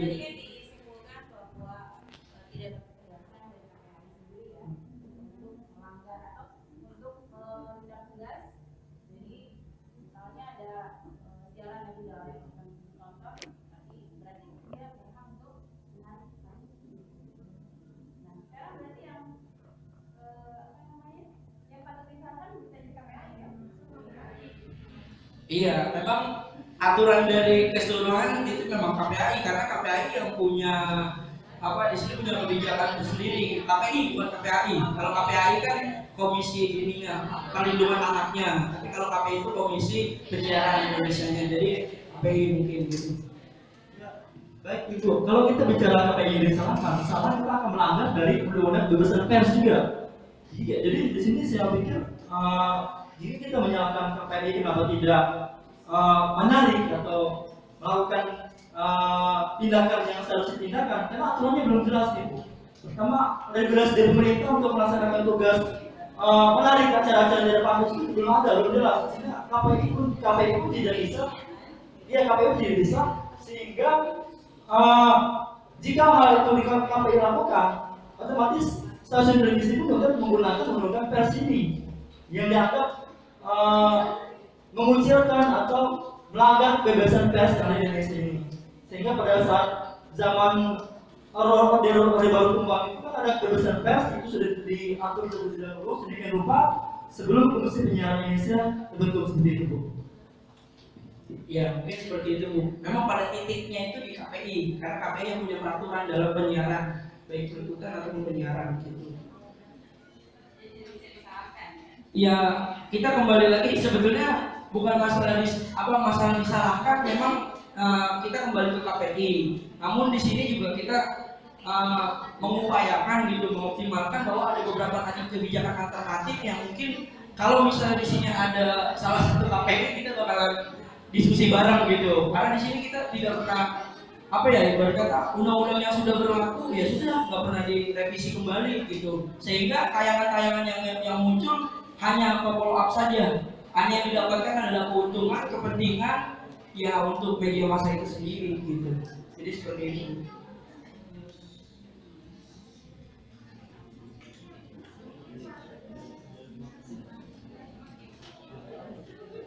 Ya mungkin seperti itu Bu, dan kuncinya sih memang sosialisasi yang agak kurang. Yang tadi mungkin dibilang di kebijakan alternatif itu harusnya ada iklan gitu, dan iklannya hanya sponsor aja, tapi di situ ada peraturan pemerintah masih tahu. Jadi himbauan kepada orang tua tuh tahu stakeholdernya gitu untuk mengawasi anak, mendidik anak gitu. yang kita tahu generasi muda sekarang itu kan agak melemah karena memang ya dari sumbernya sendiri, dari televisi yang ditayangkan aja seperti itu, kayak gitu mungkin. Bahkan kawan-kawan di sini juga Figur dari iklan sendiri. ya kalau di figur ya tadi kan ibu juga menanyakan bahwa figur iklan ya, figur iklan dalam kalau misalnya kita mau mengiklankan gitu. Kalau saya rasa sih kalau misalnya figur iklan itu mungkin dari kepala dari KPAI, karena memang ya KPI beliau yang telah mengutarakan undang-undang untuk penyiaran ini gitu. Dan untuk figurnya mungkin kita bisa ambil dari ya yang paling dibumikan gitu, sehingga di situ muncul semua masyarakat tuh tahu dan puas gitu, oh bahwa ada seperti ini, nggak hanya iklan yang ditayangkan itu dari pihak sponsor ataupun tayangan-tayangan yang tidak jelas gitu, yang edukasinya kurang buat anak seperti itu. Mungkin kawan-kawan di sini juga baru tahu kan KPI itu undang-undangnya seperti apa? Iya, karena memang sosialisasinya kurang, betul kan? Iya, jadi seperti itu. Kita mahasiswa kita tahun 2000 baru tahu, ya kan?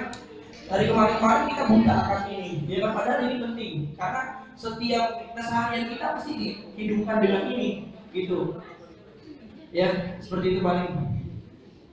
Ya, baik. Begitu bahasa saya tambah sebentar. Di sini kalau untuk pemasangan figur, kan ada figur-figur yang artis-artis Indonesia yang lebih ketimbang baik untuk dampak pendidikan kita. Contoh ada Lukman Sardi yang lebih ke tanah air beta itu, lebih pendidikan itu kan ada dia Trandes itu, atau Chico Jericho. Ya mungkin seperti itu tanggapannya. Ya, ke pertanyaan kedua yang akan disampaikan oleh Saudara Ali Anabia, silakan. Terima kasih Pak Moderator. Pertanyaan kedua dari Bu Rima, yaitu saya perjelas lagi Bu, dengan adanya undang-undang aturan yang tadi KPI telah paparkan, apakah anak itu akan merasa tertekan atau akan terdiam atau berontak atau turut begitu Bu? Iya, menurut dari kebijakan dari portofolio kebijakan itu kita lihat tadi ada kebijakan dari orang tua, yaitu memberikan fondasi kepada anak bagaimanakah tayangan siaran televisi yang seharusnya ditayangkan untuk anak tersebut. Jadi orang tua juga butuh yang namanya ketegasan kepada anak, dan apabila siaran TV itu ditayangkan sesuai dengan waktunya, seperti kayak tadi dari klasifikasi P, yaitu dari usia 2 sampai 6 tahun ditayangkan pada waktunya, itu pun akan membantu anak juga untuk menonton pada waktu yang tersebut dan dibimbing oleh orang tuanya Bu, seperti itu. Jadi anak itu akan menurut apabila juga dari media siaran tersebut menayangkan siaran yang sesuai dengan klasifikasi dari P, kemudian A, R, D, kayak gitu Bu. Ya, jadi kurangnya kembali lagi kepada orang tuanya Bu, yang kurang mensosialisasikan anaknya, dan juga dari siaran televisi juga harusnya menayangkan juga sesuai dengan aturan dari KPI seperti itu. Mungkin ada tambahan? Ya, kan di sini namanya kebijakan ya Bu ya. Kalau kebijakan itu kan pasti ada positifnya dan negatifnya. Mungkin dalam kita membuat kebijakan itu kita harus mengikut sertakan anaknya Bu. Jadi misalkan jadi tuh anaknya tuh mau gimana, kita mau gimana. Jadi di sini tuh, jadi kalau kita dapatkan anak yang menurut dalam membuat kebijakan itu kita harus mengajak anak. Kenapa? Ada yang bertanya? Nanti kalau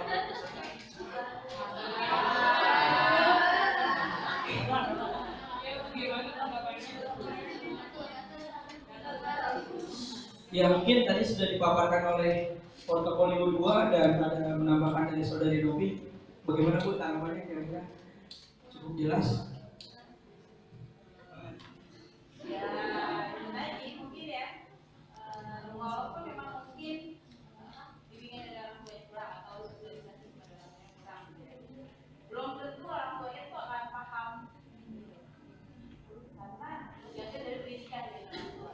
Kalau pendidikan orang tua yang tinggi, minimal dia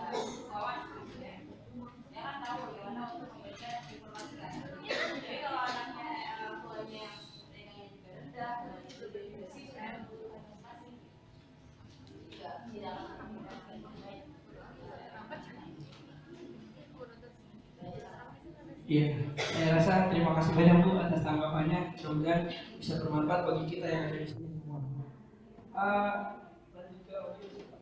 Oke, mungkin pertanyaan dari Ibu Juli sudah tadi ditanyakan oleh Ibu Rima, saya ucapkan terima kasih banyak.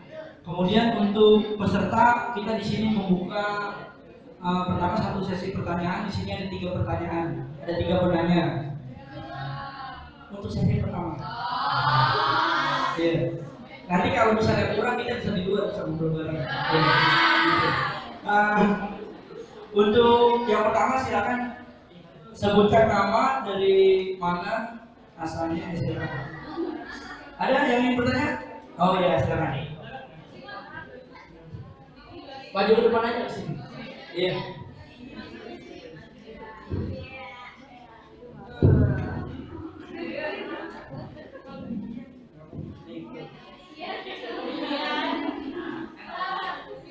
Assalamualaikum warahmatullahi wabarakatuh.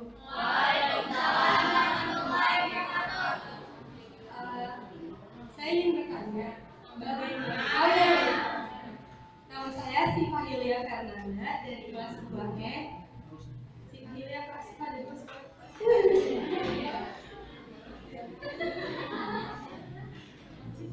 Saya mau bertanya, bagaimana menurut kalian cara yang tepat untuk mencegah atau membatasi anak tersebut tanpa mengambil haknya sebagai seorang anak? Terima kasih. Assalamualaikum warahmatullahi wabarakatuh.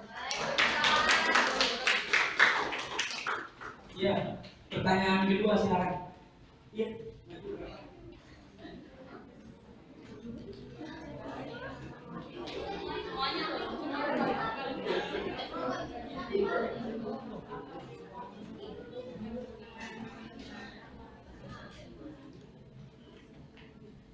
Assalamualaikum warahmatullahi wabarakatuh. Nama saya Nurul Widayanti, saya dari kelas 2E. Saya mau nanya, ada nggak sih efek dari peringatan yang sudah ditayangkan oleh sebuah program televisi pada saat di awal? Nah, padahal untuk sekolah dasar itu, anak-anak sekolah tinggi ataupun sekolah rendah itu, dia lebih senang sama program-program yang kayak sinetron atau mistis. Nah, sedangkan yang kita tahu, sinetron sama mistis itu peringatannya itu di akhir.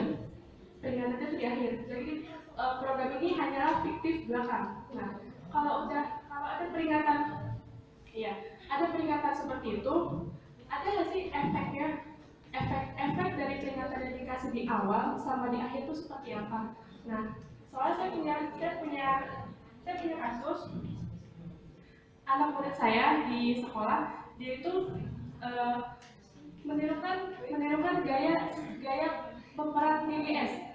Nah, padahal kan peringatannya sudah dikasih, tapi nggak ada efeknya dong. Berarti percuma apa yang peringatannya sudah diberikan sama program televisi tersebut, tapi nggak ada efeknya sama anak-anaknya. Terus saya juga mau nanya, tadi kan mohon maaf ya, jadi menurut kakak-kakak di sini, tadi kan KPI itu kan udah ngasih tahu tuh kebijakannya. Nah, kalau misalnya kakak tadi bilang nggak ada, KPI itu kurang sosialisasi sama masyarakat. Nah, berarti selama ini KPI itu kerja apa? Iya, kerja apa? Sehingga tuh kenapa media sosial itu kayak melanggar? Bukan melanggar sih. Padahal setahu saya media sosial, media di sini tuh menayangkan apa yang ingin masyarakat tahu, apa yang masyarakat inginkan. Jadi seperti itu. Terima kasih. Assalamualaikum.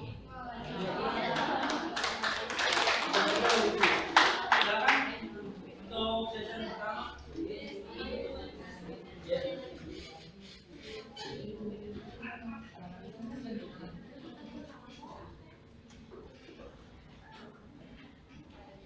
Assalamualaikum.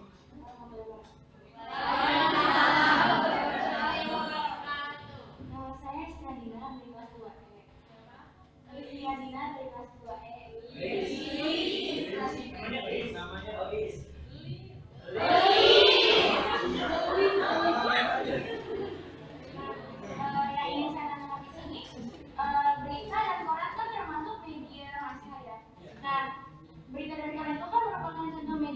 positif menurut saya.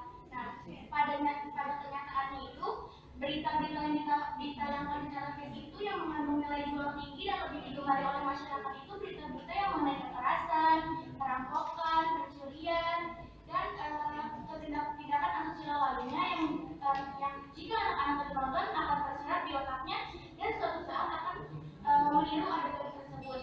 Padahal si berita itu disiarkan di jam-jam kategori A yang dari jam 7 sampai jam 18.00 dan kan berita itu termasuk dalam kategori semua umur. Lalu jika hal yang positif aja masih dikasih hal-hal yang negatif, lalu di sini siapa yang harus disalahkan? Sedangkan orang tua udah mengawasi dan orang tua itu tahu kalau oh itu tuh kategorinya semua umur, jadi kan udah itu mengandung pendidikan pula, tapi masih ada aja disulit-sulitkan sesuatu yang berbau-bau negatif. Nah, terus kan tadi kakaknya ngomong tentang ngomong tentang orang tua itu harus kasih hukuman ke anak. Nah, kadang-kadang orang tua ngasih hukuman ke anak itu suka kelewatan yang berujung dengan kekerasan fisik. Kadang-kadang kekerasan psikis juga itu baik fisik maupun psikis itu selalu membekas di anak. Nah, terus bagaimana cara kita sebagai seorang tua ataupun sebagai seorang pendidik memberi mendidik anak dengan tepat? Kan kita mendidik itu tujuannya untuk mendisiplinkan anak itu. Yang tadi contohnya aja yang anak kejahatan kekerasan ada kekerasan sedang itu termasuk ospek. Ospek itu kan kita tujuannya melatih disiplinnya kayak. Tapi kan contohnya tapi kan contohnya yang di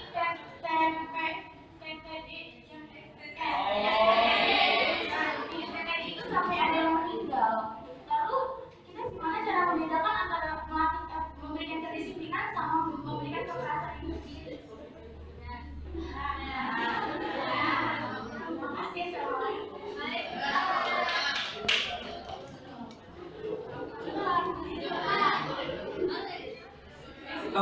Oke, saya akan memperjelas pertanyaan. Jadi sehingga ketika nanti diberikan tanggapan atau jawaban Anda puas dan Anda bisa maksimal gitu ya.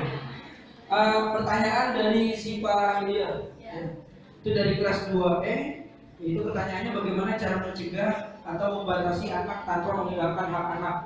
Jadi yang dimaksud di sini mungkin anak itu tetap nonton televisi gitu ya, haknya. Tapi dia tidak kehilangan apanya nih? Haknya. Iya. Mungkin nanti ada yang ingin saya bacakan dulu aja deh, biar jelas dulu. Kemudian pertanyaan yang kedua dari saudari Nurul 2E. Di sini pertanyaannya, apakah ada efek dari program tayangan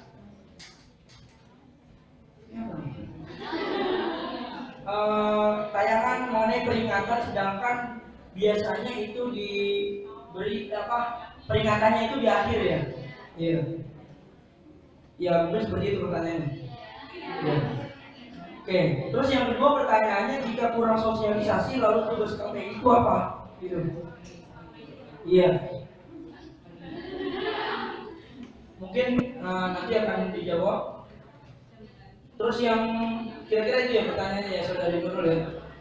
Pertanyaan yang ketiga dari Reis kelas 2E, yaitu pertanyaannya, jika tayangan hal positif aja diberi hal negatif, bagaimana tanggapannya? Ya, jadi pertanyaannya itu dari media massa, itu dari koran, dari televisi, itu padahal positif tapi iya, halnya itu jadi negatif. Bagaimana tanggapannya? Oke. Yang kedua, terkadang dalam memberikan hukuman itu terlalu berlebihan. Apakah itu termasuk dari efek media massa gitu ya? Dari kedisiplinan ospek itu maksudnya? Bukan apa?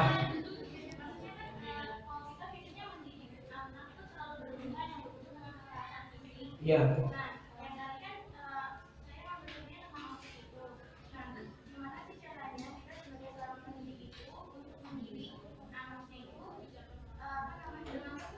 Iya. Oh ya, saya paham, saya tangkap. Maksudnya gini, berbicara ospek anak SD belum di ospek kan ya? Karena kita berbicara anak SD, kita luruskan di sini mungkin. Iya, iya. Jadi untuk mungkin nanti kita itu secara umum kalau ospek itu di atas dari SMA mungkin ada kata-kata ospek. Tapi kalau untuk anak SD itu kita membicarakan hal tentang media massa terhadap kekerasan gitu. Jadi mungkin saya luruskan dulu pertanyaannya. Jangan sampai nanti anak SD kok udah ospek gitu kan? Ajaib banget ya. Oke, mungkin pertanyaan pertama. Oh ya, mungkin ada yang ingin disampaikan oleh Pak Chandra. Kami persilakan Pak.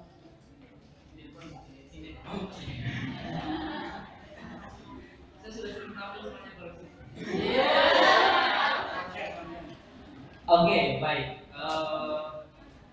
Yang pertama yang saya sampaikan sebelum kita mengakhiri untuk kegiatan showcase dari bagian dari terakhir dari Project Citizen ini, saya tentu saja pada kesempatan ini mengapresiasi dan sangat berbangga dan kita berikan aplaus yang luar biasa buat teman-teman yang alhamdulillah pada kesempatan ini sudah mempresentasikan hasil yang sudah mereka lakukan pada beberapa minggu yang lalu, dan ini merupakan bagian terakhir dari kegiatan dari Project Citizen itu. Dan pada kesempatan ini saya juga ucapkan terima kasih kepada Ibu Rima dari sela-sela bimbingan beliau menyempatkan waktu di kita hari ini, sehingga alhamdulillah pada kesempatan ini Project Citizen kita bisa berjalan dengan lancar. Dan kita juga berikan aplaus yang luar biasa untuk kelas 2E memberikan respon yang sangat luar biasa ya. Saya kira pertanyaan dan pernyataan kalian dan tanggapan kalian itu bukti betapa kalian sangat peduli dengan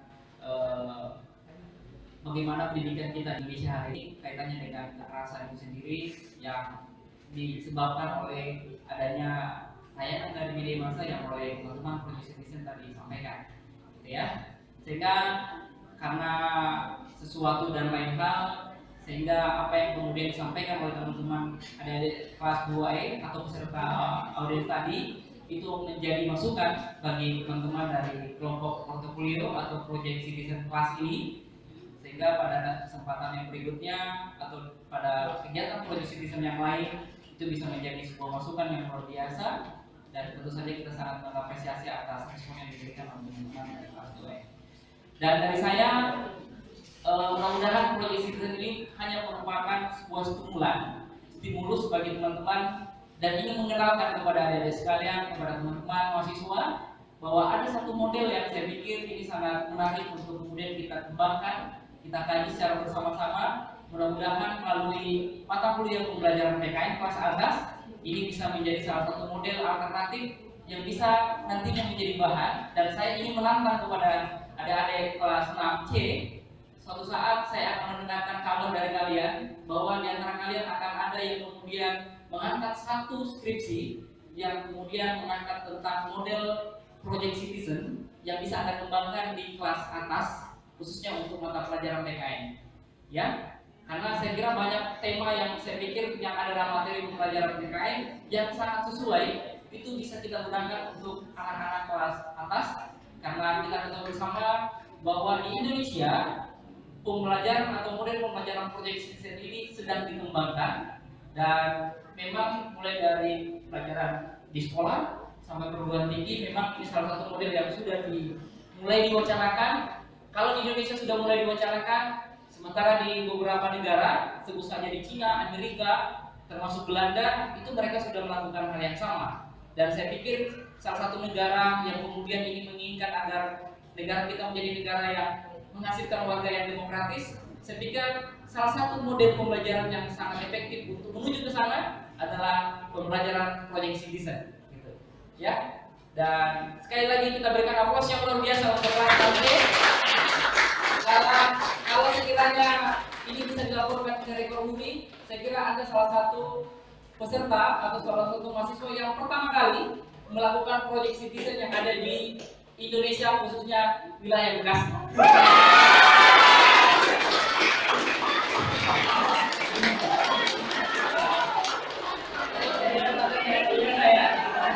Terus terang ini sangat di luar dari ekspektasi saya, Bu ya. Dan saya sangat bangga dengan teman-teman, dan saya mau ini komitmennya bagus. Ini kelas 2E ini patut untuk dicontoh. Oke, thank you semuanya. Assalamualaikum warahmatullahi wabarakatuh.